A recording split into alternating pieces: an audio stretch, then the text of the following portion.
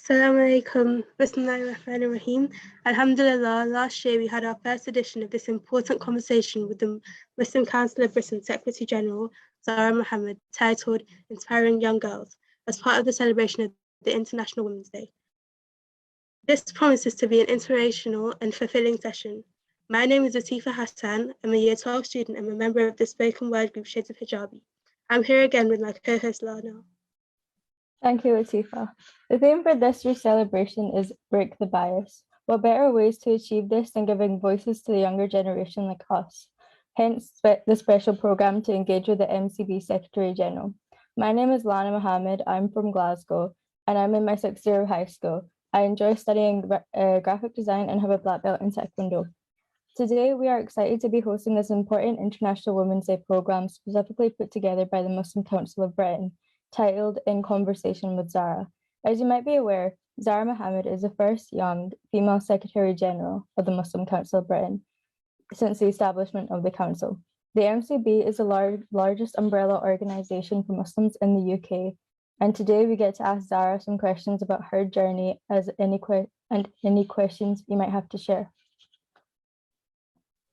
Before we go fully into our conversation with the Secretary General, I want to welcome you all to the session. Just a few house rules. If you want to join with the conversation, then feel free to put your questions in the chat. If you do want to ask your question on video, we will do our best to get to you. Just use the hand raised feature. Second of all, this event is being live streamed on Facebook and recorded. For those joining us on Facebook, please remember to invite your friends and family too. You can share this event on social media using the hashtag IWD2022 and also hashtag break the bias. I would now like to invite a beautiful sister, Fatima Karimi, to recite the Quran. She is a student from the Markaz Center of Arabic and Islamic Studies. أعوذ بالله من الشيطان الرجيم بسم الله الرحمن الرحيم تبارك الذي بيده الملك وهو على كل شيء قدير الذي خلق الموت والحياة ليبلوكم أيكم أحسن عملا وهو العزيز الغفور الذي خلق 7 سماوات طباقا ما ترى في خلق الرحمن من تفاوت فارجع البصر هل ترى من فتور ثم ارجع البصر كرتين ينقلب إليك البصر قاسيا وهو حسير ولقد زينا السماء الدنيا بمصابيح وجعلناها رجوما للشياطين وأعتدنا لهم عذاب السعير وللذين كفروا بربهم عذاب جهنم وبئس المصير إذا ألقوا فيها سمعوا لها شهيقا وهي تفور تكاد تميز من الغيظ كلما ألقي فيها فوج سألهم خزنتها ألم يأتكم نذير قالوا بلى قد جاءنا نذير فكذبنا وكنا ما نزل الله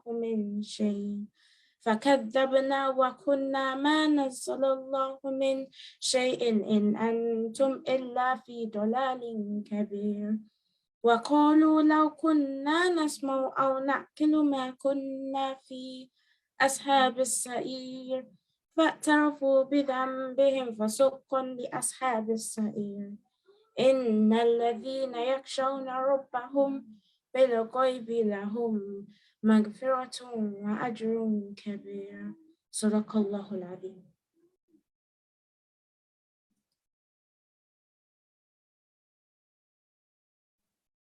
Thank you for that recitation.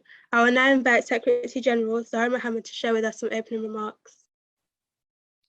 Assalamu alaikum everyone, and thank you for joining us for International Women's Day, Inspiring Young Girls to Lead. I'd like to wish everybody a very happy International Women's Day.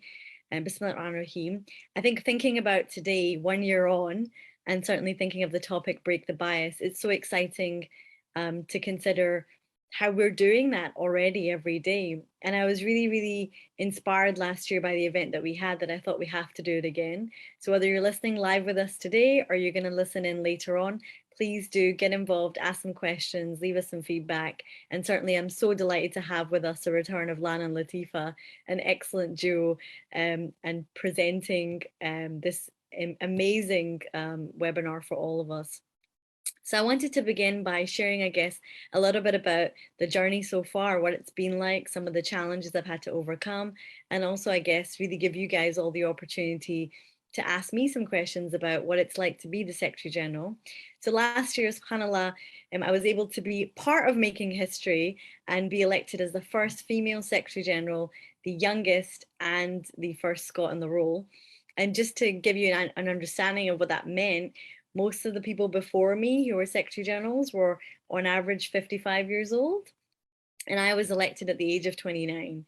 So I was definitely really, really young. And also people say to me, Zara, you look even younger. But also being the first woman in charge came with a lot of challenges. And there's probably three things that I guess I'd share with you all today as to what it's been like, what got me through it, and what's something that I always hold fast to and true to. Well, I guess the first one is stepping out of your comfort zone. Some people say to me, Zara, well, why did you do it? Like, how did you do it? Why did they vote for you? And I always say that throughout my life, I've always had the opportunity to do things that were challenging, to step out of my comfort zone and to really push myself. But most of the time, I didn't actually want to do that. Most of the time, I wanted to let somebody else ask the question, or I always thought somebody else was maybe better for the role. But actually, what I've found is that every time you take one little step forward, so many doors open and you find different parts to yourself that you never could have imagined. So when I decided to put my name in the ring and go for Secretary General, I couldn't ever really believe that I would be elected. But at the same time, it pushed me to believe that I could. And 1 year on, I've been able to do things that I never could have imagined, whether it was being featured in Vogue's #1 most, read fashion magazine in the world, as 25 most influential women in the UK, to attending the G20 Interfaith Summit, to visiting Muslim communities all over the UK, some of them being girls' schools, to being on the media, Sky, BBC, Al Jazeera, and so many other things in between. So my first lesson, I guess, and message to you all is, all of us, I guess, can be a little bit scared to put ourselves out there and to do things that frighten us. But it's okay to be a little bit frightened, and it's okay to push yourself forward, because you just don't know what you'll achieve and also how many people you can benefit. Which brings me to, I guess, my second lesson. And some people say, Zara, well, why do you do this? It's like a really tough job. There's a lot of pressure. People are always watching you. Not everybody is happy. MCB is this giant umbrella organization. So we have to take care of lots of different people, lots of different stakeholders. Sometimes we're in the media, sometimes we're talking to politicians, sometimes we're in events like this. So what drives you forward? What makes you want to do it? And one thing I always say to everybody is, you need to have a goal. You need to have a sense of purpose. So no matter the dips that you face, the highs and the lows, there's always something that makes you keep going. When you wake up, when you go to work or go to school, there is something driving you. So how do you know what that purpose is? Allah subhanahu wa ta'ala has given all of us a gift. He's given us all very special talents, unique qualities. For some of you, it might be your ability to make someone feel better, might be that you're a really great listener, might be your compassion and heart, or maybe you're someone that makes everybody laugh. But all of these skills are part of your gift. Some of you are natural teachers, coaches, mentors, maybe even athletes. But understanding your gift is really, really important, because that's going to help you understand what your purpose is, where you're going to give back to the world, and in some ways, what makes you feel good about who you are as a person. And I guess another really important part of the leadership journey that I've been on is understanding how to deal with difficulties and how to deal with challenge, especially with COVID and everyone having to be home and all of the different challenges, or whether it's exams or whatever it is that's going on. We're always faced with challenges in our life, no matter what we do. I mean, you'd have to hide under the bed or under the table, and I've done it before, and kind of hope that nothing would happen, but life always happens no matter what's going on. And so people ask me, well, Zara, how do you deal with challenges? How do you deal with the pressure? What I always say is, number one, first important thing is take a step back and think about everything. Think about what you can do to help, but also think about what you can't do, what's in your power and what you can control, and what are the things that actually are beyond your control. And, when you're feeling stressed, go for a walk, get out of that situation, go speak to someone that cheers you up. And throughout my life as Secretary General, I have to deal with lots of tough situations, lots of crisis, lots of high pressure environments. So always just say, if I'm calm, everybody else will be calm. If I'm confident, everybody else will be confident. And if I'm strong, then others will feel my strength and feel strong too. So I would say to you all, if you're going through challenges, that challenges and stress are always going to be there. You can't get rid of them. But if you can work on how you cope with them, you'll find that you'll be able to endure them much better. Not just endure, but strive and thrive. So you actually see the challenge as something you want to take on, and you want to push yourself out of your comfort zone, closer to your passion and purpose, and most importantly, to develop your leadership skills. And I'll just finish on this message because I'm keen to hear questions from all of you. International Women's Day is a celebration of women all over the world. Whether these are global women in all different areas, whether they're farmers, politicians, sports heroes, or simply just mums, daughters, nieces, cousins, teachers, whatever it is. But the reason we make this day a celebration is because women are going through challenges all over society, and especially young girls, they face so many challenges today.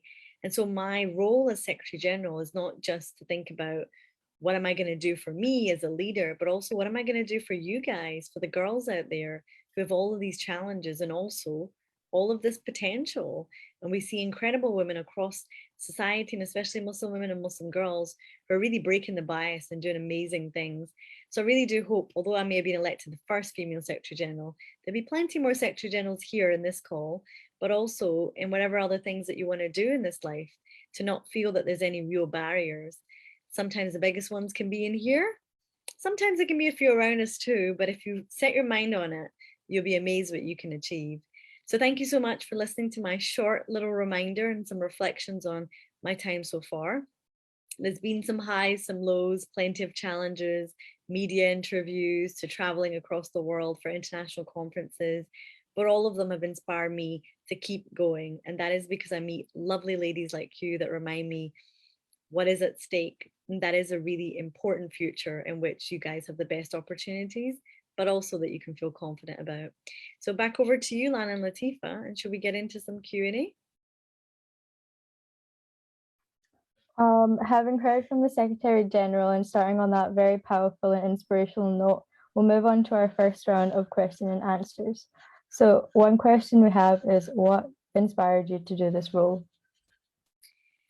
I think for me, it was really the idea that, we've always had, there's so many challenges that we all face, and there's so many challenges that Muslim communities are facing. And I've always had a passion for community, and I've always had a passion to help people. And when I was part of the Muslim Council of Britain, I saw the potential this organization has. It's national and it can do so much good. And also as a young people, 50% of Muslims in the UK are under the age of 25. They're young.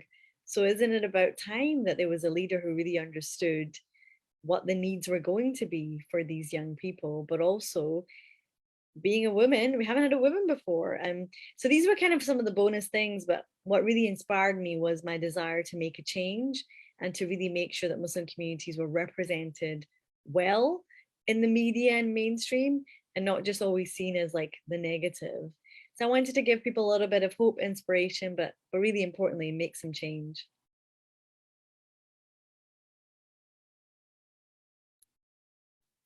Another question we have is, what does your role involve and how important is it to you? So being a Secretary General is pretty hard work. Often, I guess you could say that there's a lot of different parts to it. One is you're the boss, so you're the leader of this huge organization, and you set the strategy, the direction, You also have to manage all of your members, we call them stakeholders. So we have over 500. So my job is to make sure that I visit them, we have conversations, we find out what's going on, and we look at how we can solve problems together. I also obviously manage the organization, our staff, our teams, and working with our executive. So you could say there's a lot of meetings, there's a lot of leadership, there's also a lot of meetings with politicians and external parties. So all in all, there is a lot of meetings, a lot of conversations, but ultimately being Secretary General is actually having a vision of what society could be and what difference we can make, and problem solving, thinking about how we can do things better. So I guess maybe like today, for example, International Women's Day is part of the work that we do. But beyond that, the Visit My Mosque project, which is getting mosques across the country to open their doors to wider society, or thinking about some of the visits that I do. Just the weekend, I was visiting affiliates in Batley and Dewsbury, visiting mosques, visiting schools, visiting community projects and community gardens. So I guess where there are British Muslims and the issues they face, I've got to be across it. But notably, it's about how do we help support communities? How do we improve inclusion and diversity? How do we get young people involved? And how do we deal with the politics of the day? So there's a lot to do, but there's only so many hours in a day, and I'm just so grateful for the team around me that help support me to do that. What challenges have you faced on the road to becoming the Secretary General of the Muslim Council of Britain? I always say to people that I guess some of the biggest challenges I've faced have been the little voices in my head, the imposter syndrome, this idea that, oh, I'm not good enough, or doubting my decisions, or not being confident about what I wanted to actually do. So I think sometimes we're always afraid of what we don't know. We're afraid of the future. We're afraid of what other people are going to think. And so one of the biggest challenges is just being confident to lead, and just being confident that you're in the position you're in because you are the right person for the job. There've obviously been challenges, particularly around my age. Not everybody, I'm the youngest person in the organization. I'm the boss. And not everybody is cool with that. And sometimes you can get a little bit of ageism where people are like, oh, they've been doing this for 20, 30 years, what do you know? So I think being young can sometimes be a bit of a challenge because not everybody takes you seriously. And then I think in some ways managing lots of different things all at the same time, because it's never the same day. You're always dealing with multiple challenges. So in some ways you have to remind yourself, what is the target? What is the most important thing that I need to do? And if I've only got time to do a few things, then what are those things that I'm going to get done? So I think there's loads of challenges in terms of your time, people, but most importantly, keeping your intention sincere and pure, and also making sure that you're true to who you are and the purpose and the reason why you started in the first place. Yeah, we've got a question from the chat. Marine Yusuf says, do you think MCB can overcome the Islamophobia faced by Muslims in Britain today? I think Islamophobia is a huge challenge, and not just here in the UK, but globally. And we see that with the plight of the Uyghur community, to Rohingya and Kashmir, to here with Muslim women notably. We know that over 40% of religiously motivated hate crime unfortunately targeted Muslim communities. I think MCB has a really important role to play, and we've been doing that with our work to call for a definition on Islamophobia, with our engagement with politicians to help them understand how serious this is, with our work with the Centre for Media Monitoring and looking how the media is, the role the media plays, and how we can get more accountable media and journalism. But what I would say is that Islamophobia is not just a Muslim problem, it's a societal problem. And all parts of society have to therefore be involved in tackling that issue. And all of us have a role to play, not just Muslims, but wider society too. And that can be both in responding to Islamophobia, raising awareness about it and challenging it, but also underpinning Islamophobia is people not really understanding Islam and Muslims, and thinking about how can we positively engage the people around us so they actually understand us, they understand who we are, and they don't see us as a threat. Because unfortunately, news headlines and stories always portray Muslims very negatively. So there's a huge responsibility, I guess, on us to challenge that, on all of us, not just Muslims, but also for us to say, what are the good things we're doing? What are the positive stories? The fact that our communities are really diverse. So MCB will continue to hopefully play a really strong and leading role in that. And I guess we've got to be hopeful. And sometimes in life, we don't just focus on the negative, but also think about the society we want, right? So what does an Islamophobia-free society looks like? And focus on building that too. So a question we have about your life experiences is, as a young Muslim woman growing up in Scotland, did you know lots of young Muslim people you could identify with during your teenage years? Well, actually, when I was growing up, there wasn't really that many Muslims around me. I went to a predominantly white school, and even at university, I did law, so it was a bit difficult because I didn't really have lots of Muslims around me. So in some ways, I kind of didn't really feel like I fitted in anywhere. You know, I was kind of mixing between the different friendship groups. I didn't really feel like I belonged. It was maybe more at university when I found the Islamic Society. I met Muslims from all over the world. I joined the Islamic Society and became part of the committee and the leadership team, and we did loads of events and projects together, that I was closer to finding out who I was. And I think that helped a lot. But often I think, you know, growing up in Scotland, I mean, although there are Muslims here, I didn't really have that many Muslims around me, but I always had that desire to be surrounded by Muslims. And I didn't actually wear the hijab till second year of university, so I wasn't obviously Muslim. But yeah, I think it was definitely challenging, but faith has always been a really important place. Faith has always had a really important place in my heart and has always been an important driver for me. So I knew that no matter what, it was part of what the decisions I would make. And I think, I guess I always kind of wanted to be around people who believed in that, but also respected it, you know, and being around people who are different in some ways helped me also understand how to appreciate diverse views too. So I guess it was some benefits, but it was definitely difficult.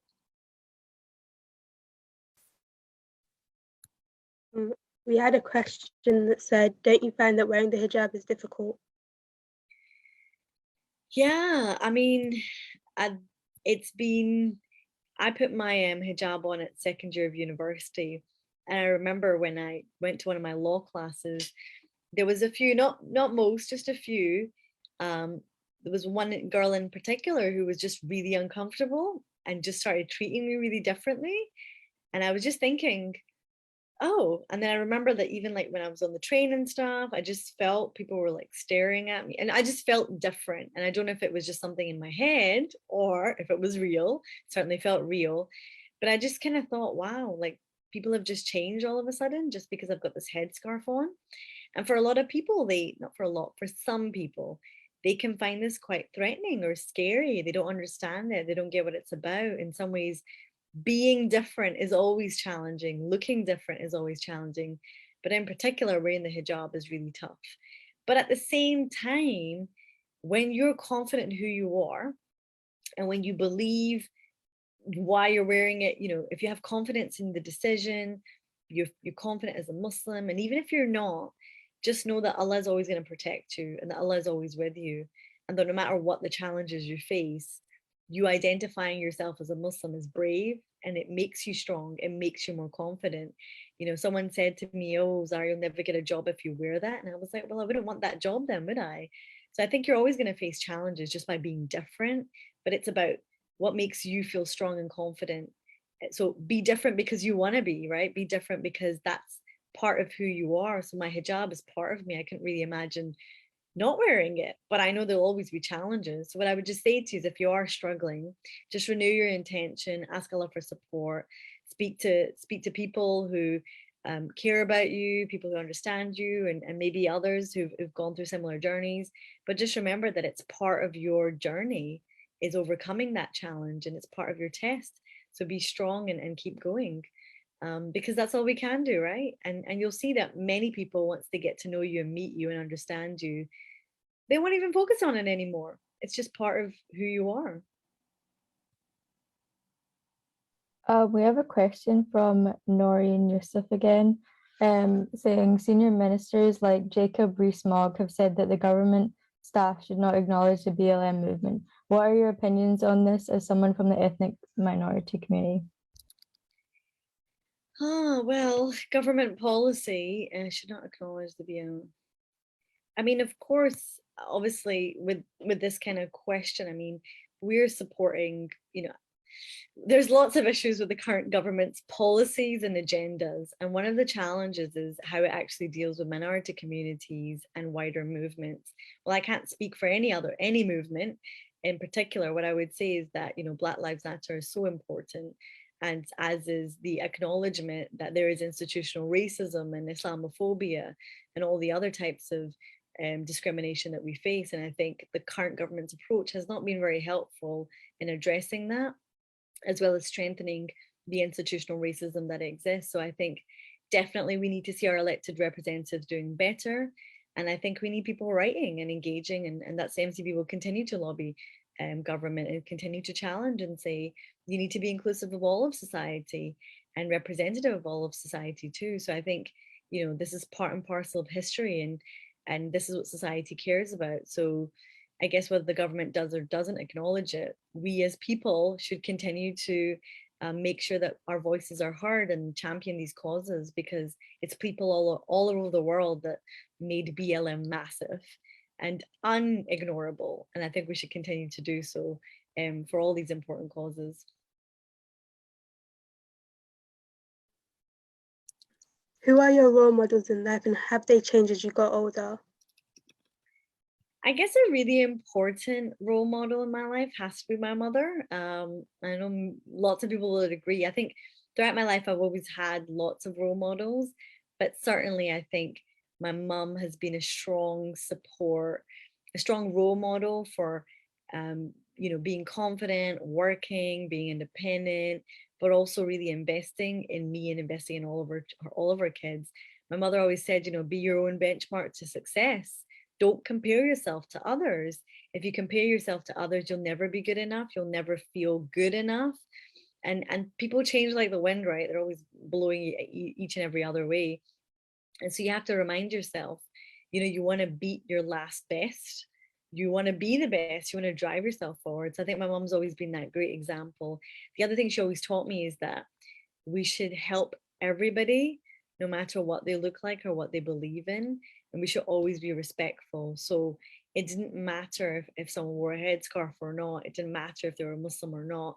But for society to be better and stronger, we all had to give back. We all had to take care of one another, and be good neighbors, right? It's part of the prophetic example as well. So if we don't open our arms and be warm to all of society, then people won't really understand who we are. So I think those are some really important lessons. And I guess the final one that she taught me was about being a confident leader and about being responsible too. I am the eldest, so I have been accused of being like the bossy one.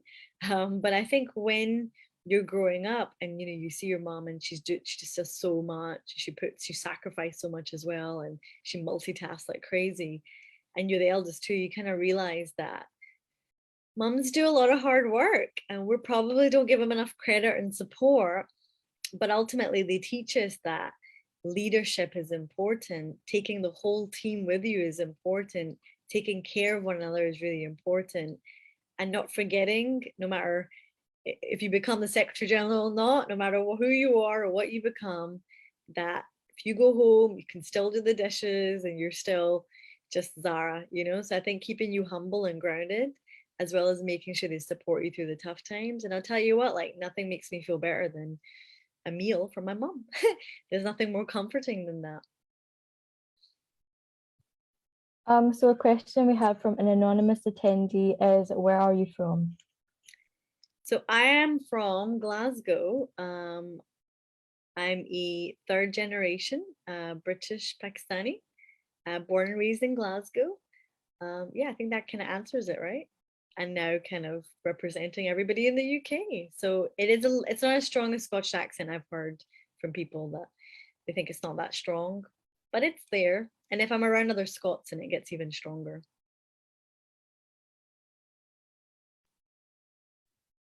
Another question we had from the Q&A is, were you ever told by people that you could never become secretary? If so, how did you deal with it?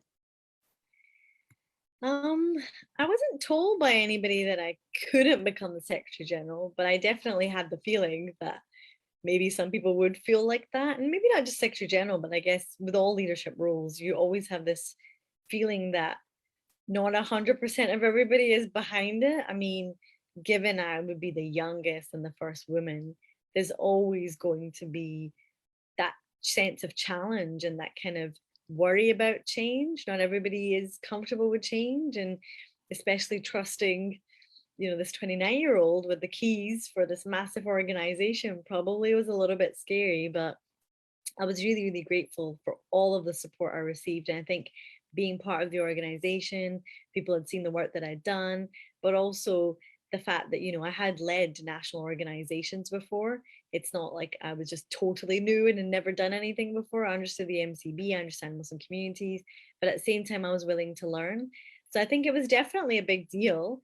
But probably, as I said before, that sometimes the biggest kind of seed of doubt is in your own head. Sometimes the biggest challenge comes from your own worries about, can you do it, and are you going to be able to do it? So there are definitely some critics and definitely some skeptics, but a year in, I hope people feel that, yeah, she's doing an all right job, and that women can lead, and that, yeah, secretary generals can come in all different shapes, sizes, backgrounds, and genders. So someone in the Q&A asks, what had inspired you to do law? Okay, well, good question. I guess what kind of appealed to me about law was that kind of sense of justice, people, and part of my nature is I always like to serve, I always like to help people. I think with all subjects, especially if you're at this point now where you have to choose what's the degree you're going to do, what's the course you're going to do, what I would always say is, like, look at your strengths, look at what you're good at, look at what your interests are, and follow those, because they will really take you to the place that you need to be. With law in particular, I think it was really important for me, this idea of justice, this idea that, everybody had a right to justice, and there was a system of justice that could take care of people's rights and protect them too. So studying it really fascinated me. I think I always had like this interest in the humanities. But I would say, if you are looking into law, you've got to like reading books, which I did, writing essays, but also knowing that you're going to be spending a lot of time going through big bits of paperwork, maybe all online now, but big textbooks, and all the rest of it. So yeah, I think it's definitely a good one, but work to your strengths and don't worry about what other people say, because sometimes you might get there and you might think, oh, I don't think this is really for me. So I think life is about discovering your passions and not worrying too much. I mean, it's also really good to get a good job as well. But what I would say is, think about what you're good at and think about where your strengths are. Another person asks, what would your greatest advice to young girls be? I think today, there are a lot of challenges on our young girls, and it's not just religious challenges or cultural challenges, but it's just being a young person in 2022, being on Instagram, social media, TikTok, whatever it is. I think there's a lot of pressures to look a certain way, to behave a certain way, to have a certain following, to come across in a certain way. I think there's a lot of pressures, especially with mental health now, exam stress, peer pressure, like you name it. I don't think there's anything that young people aren't going through. And I think a pandemic just made it even worse. And so what I would say to our young girls is that, number one, like yourself, focus on what you like about yourself, not what you dislike. I know that there's so many young girls who will focus on, things that are not good enough. They're not smart enough, or they didn't get the best mark, or whatever it is. But actually focus on what you like about yourself and build on it. Focus on your strengths, because there's already enough critics in this world. You don't need to be another one. There's already enough haters. You don't need to be another one. So save yourself that and focus on, what do I like about myself? The second thing to think about is, what do you deserve? And when I ask people this question, they really struggle with it, because most of us don't really know what we deserve. When you say, what do you deserve, we're all a bit shy about the question. But do you deserve respect? Do you deserve fairness? Do you deserve good opportunities? Do you deserve good friends? And start to kind of break it down like that. And then think about the people around you. Are they really supporting you, making you feel good about yourself, making you feel confident? Or do you feel they're kind of critical, maybe a bit bullyish, or you're a bit stuck with them? And just know that, like with all things, like time will pass, things will change, people will change around you. That the most important thing you need to think about is the person you want to become and the things you want to achieve, and staying true to the people who really care about you and are around you. So I would say that things are always going to be challenging and tough, but focus really on, setting yourself some goals. If you can't think about the goals, focusing on your strengths. If you're still not sure about your strengths, then ask the people around you, what do you think I'm good at? What do you think I should try? And maybe step outside of your comfort zone and do things that you maybe never thought you could do. Or sometimes it's just simply asking a question in class, and being bold and brave to do that, and thinking about, what will happen. So my advice is be strong, be confident, and know that you're not alone. We're all rooting for you. So keep going, inshallah. A question we have is, were you ever looked down for being a female in the Muslim community, and how did you overcome this? I don't think I was looked down on for being a female in the Muslim community, but I certainly did get some negative attacks with the media, who didn't really believe that I was going, this in charge of the organization, called me a bit of a puppet or a token. No one's going to let her lead. So I certainly got that. And I think there was definitely this whole kind of idea that Muslim women could only be a certain way, and no way could they be leaders. They're oppressed, they're in the kitchen, or they're locked away in somewhere, I don't know. So I think there was definitely those stereotypes of who I could and couldn't be. But I always think, like, I'm not going to focus on that. I'm going to focus on who I am and what I'm going to do, and let your actions speak. But also, don't be afraid to challenge back and say, well, what are you talking about? I just think it's important not to waste your time on people who bring you down. Instead, focus your energies on the people that make you feel better. And if you don't have any, then make other people feel better. They say if you want a good friend, then be a good friend, and if you want to be a good leader, then be led, follow, and listen and learn, and take advice from those who are already doing it. And if you're like me, the only one in this type of role, then take advice and bring together lots of different people that you can learn from, and know that somebody someday might be following you too.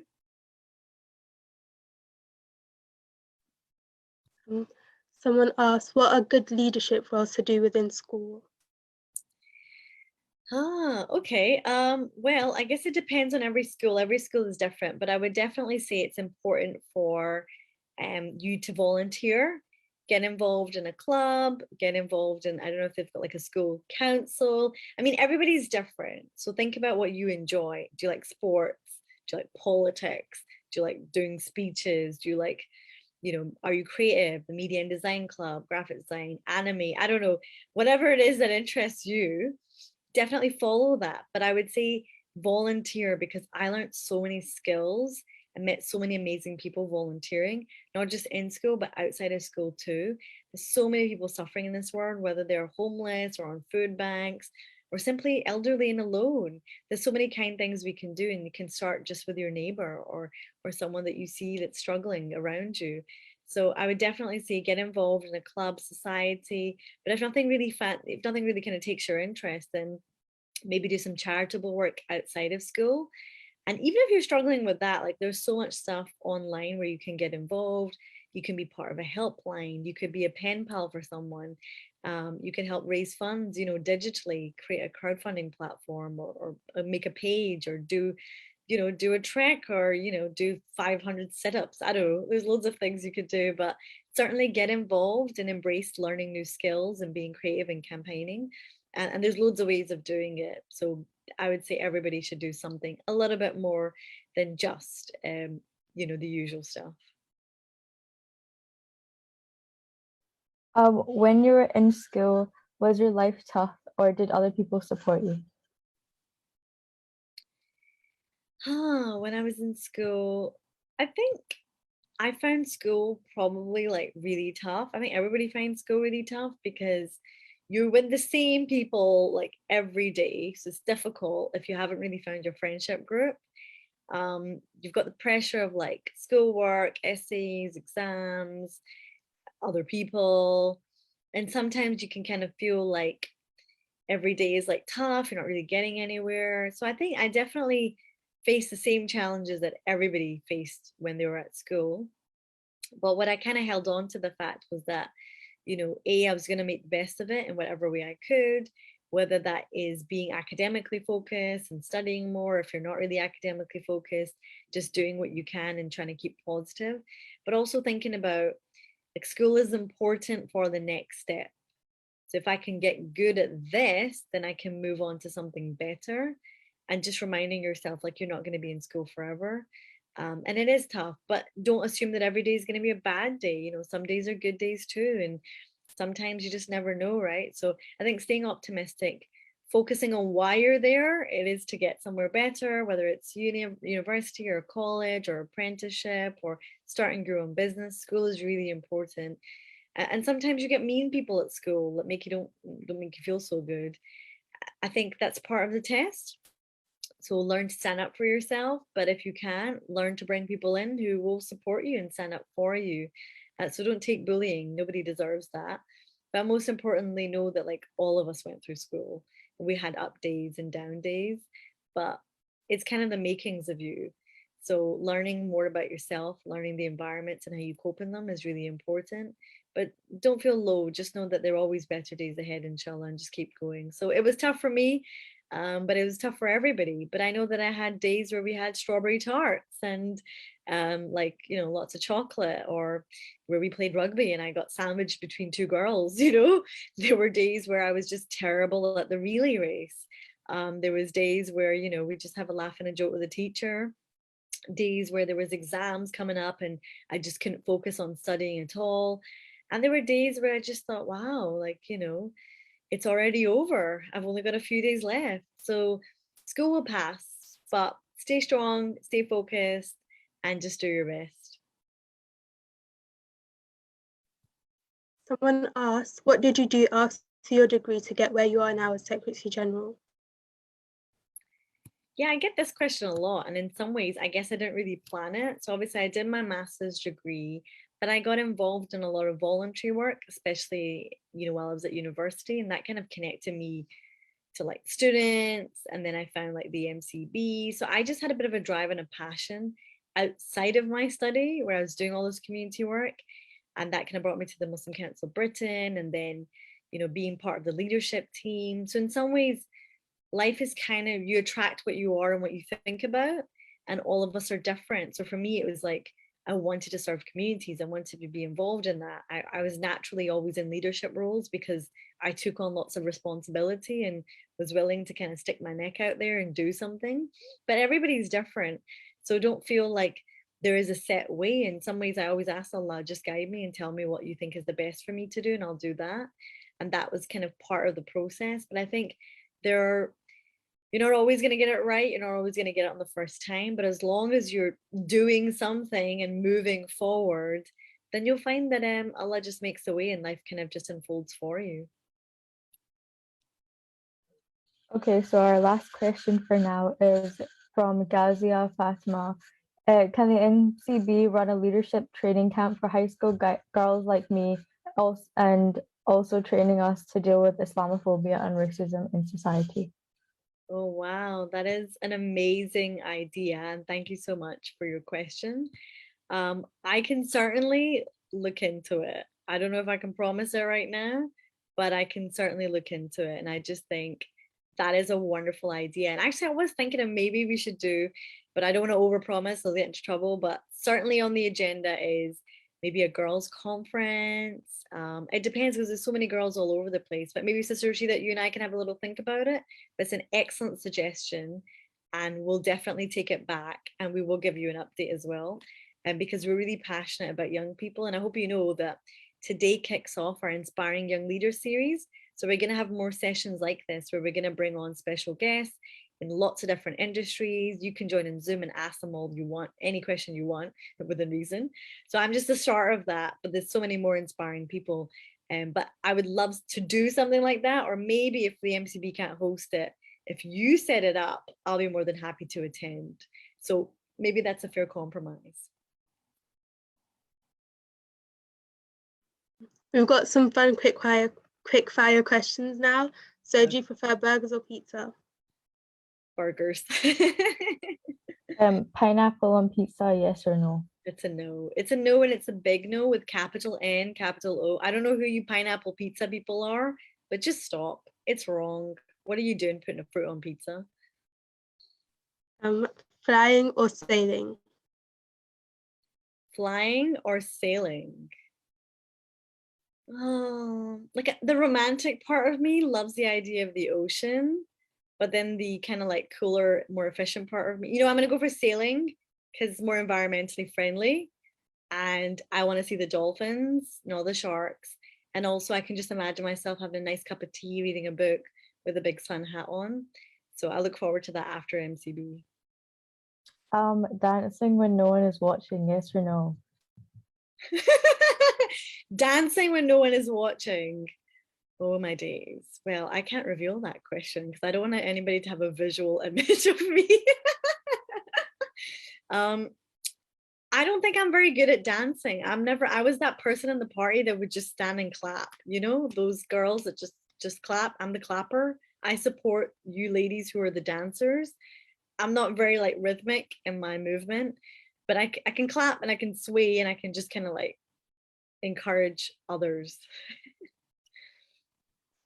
Something that no one knows. Ooh, well, I did gymnastics at school, so I do know how to do a cartwheel. I don't think I could do the splits anymore, but I could do that at one point. I did try skateboarding, which was not a very successful thing that I did, and I just kind of got on and just kind of fell off. So I can cycle and I really enjoy cycling. I think cycling is really great fun. And I have a kind of an unhealthy obsession with tea. I'm not talking about boring tea, but I'm talking about like tea bags get me very excited. So if you want to give me a gift, herbal teas does make me sound like a granny, not gonna lie, but hey, whatever. I like tea and I like chocolate and I'm a bit of a chocoholic. So if you want to give me these things, I'll be your best friend.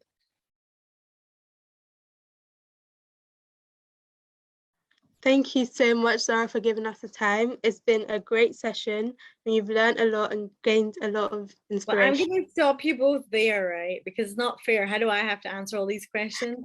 I think our delightful host should answer a couple of quick fire questions too, right? Because it's not a one-sided affair. So why don't you guys tell us something nobody knows? Yeah, Latifa, do you want to go first? Why don't we share here? Because these ladies have been here before now. So I only think it's right. There's something they have to give back now rather than hosting, which they've done a wonderful job of. But yeah, Latifa and Lana, share something inspiring, share something secret. Tell us about something. I don't know. I really don't do anything interesting. It's International Women's Day. How have you broke the bias? What about you, Lana? You got anything you want to share? Not really. I believe you have a black belt in Taekwondo. Why don't we talk about that? Yeah. Okay, well, I'll ask, okay, what's it like hosting? What's it been like hosting this for the second time? Were you guys as nervous or how did you find it? It was a very great opportunity. I think I was kind of nervous like towards the start, but like as the event went on, it became more comfortable. Yeah. Okay, good. And what about International Women's Day? What do you think? What does it make you think of?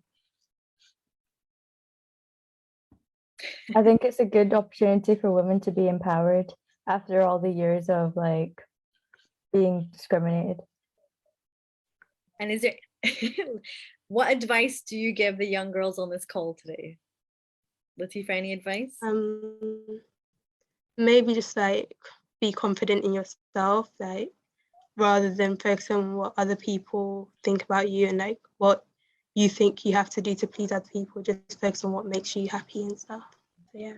What about you, Lana? Yeah. You have to say something new. I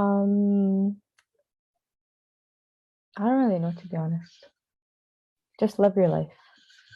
What about dealing with school and people who are difficult? How would you deal with? You just need to sort them out sometimes. Be like, I don't know. Well, look, you guys, you've been great. And I really, really enjoyed this session. I think you've only made it better. So is there one lasting piece of advice you want to give to me now with the rest of my term?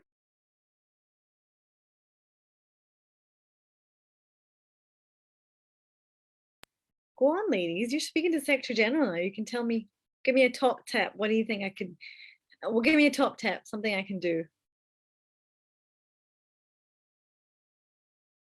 Gosh, lots of I pressure. think maybe like surround yourself with people who maybe have different opinions and ideas to you, so you can like broaden your, like, be more open-minded and stuff. Yeah. Brilliant, excellent. And Lana, any advice for me? No. Unbelievable. It's hard work. Well, anyway, let's give them all a round of applause. They did brilliant, and you guys are really, really excellent. So let's, nice round of applause. Sister Rashida, do you want to join us for a second? Our other star of the show. Yeah, I've been enjoying myself. What have you thought of our ladies? How have they done today? Yeah, they've been very good, excellent. I would have just wanted you to share more. I'm sure you have a lot to share. You're not just ready to talk with us. That's good, be shy. Yeah, but there are some people here. Somebody said, would you have pizza or chicken? Oh, I think I'm a chicken person. I mean, it's hot, so that's quite tough, isn't it? But I do eat a lot of chicken and pizza. Yeah, and somebody was asking which women you look up to. Well, all of the women here. in short. Absolutely. Brilliant. Yeah. The question that the suggestion from Sister Gazia Fatima, I think it's really very amazing, and it's something to look into. As you all know, MCB is we're doing a lot with very little resources, so that is why we cannot say yes, we're going to take this on board. It's definitely something that I would like to be part of, and I'm happy that Sister Gazia said if we decide to do it, she would like to be part of the team. And even if MCB cannot actually do it, we might be able to signpost to maybe organizations or affiliates that might be able to support, such an idea. So I would say you send us an email, and if you want to give a bit more information about that idea and how you think it can be done, and we can see whether there is someone that we can signpost to if we are not able to do. Also, Sister Zara has told you there is a lot that the MCB is going to be doing in the next couple of weeks. We've got the media women, that's the media monitoring will be the Center for Media Monitoring, that's the MCB Center for Media Monitoring, will be doing a Muslim Women in Media workshop. And, it's going to be amazing. And it's about encouraging Muslim women as persons for themselves and for their organizations. So we're going to be having that. And if you're a parent, you're a woman, you're on this call, yes, find out about it. The link to to further information on how to register and be part of it is on the chat. Please do follow up on that, and we'll be very happy. It's an opportunity to upskill ourselves in different way. And having this session with young people, I think is something that it's a landmark, really. We started it last year. It's not often that we have the opportunity to have young people, be part of the conversation on an International Women's Day event. So it's really great. And we're happy that you all joined in the conversation, and we look forward to you participating in other things. We have the inspire, like Sister Zara said, the Inspiring Young Voice is a series of events we'll be having to bring out the voice of the young girls and boys. So it's not going to be just young girls alone. Yeah, it's going to be young girls and boys. And inshallah, we just want us all to be confident of who we are. Just like Latifa said, it's important. And, we are Muslims. It's International Women's Day. We love women, and that is, Islam has placed women at the top. And it's not a competition. It's about a role. So we've got women in role, and we've got men with the role that they play also. So it's good to be here. Thank you, Sister Zara, for inviting me to be part of the conversation briefly, but I think you've done wonderfully well answering, all those questions. And I thought you were going to say, why did you say we should not have pineapple on pizza? I mean, I enjoyed it.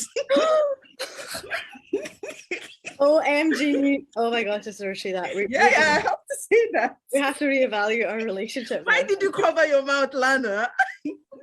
And I was introduced to it by somebody on this call too. I'm coming out now. Oh my day. So just let's but anyway, whichever way, it's good. We're embracing it all. Pineapple. It's good. And thank you very much, everyone, for joining. Thank you, everyone. Well, thank you to our wonderful host. I'll let Latifa conclude, and then inshallah we'll say our salams. With that, we have come to an end of today's wonderful session and a very memorable International Women's Day event put together by the Muslim Council of Britain. I want to thank the Secretary General, Zara Mohammed, for giving me and other girls this opportunity, the Muslim Council of Britain for creating this platform, and we thank you all, the panelists, parents, family and friends that have joined the session today, for creating the time and staying with us until the end. We hope this conversation will steer us as young girls to dream and work hard to achieve our goals. We encourage our parents and families to support us to achieve our full potential. Thank you for joining us. Thank you to our wonderful hosts, and I hope everybody has a great end to International Women's Day. Still a couple hours left, but remember, it's not just one day in the year, it's all year. So we'll continue to celebrate our young girls, our women and their successes. Thank you, lovely ladies. We really appreciate it. All your holistic advice and feedback and pointers, and maybe we'll bring you back again next year. Who knows? Take care, everyone. Have a great evening. Assalamu alaikum. Bye.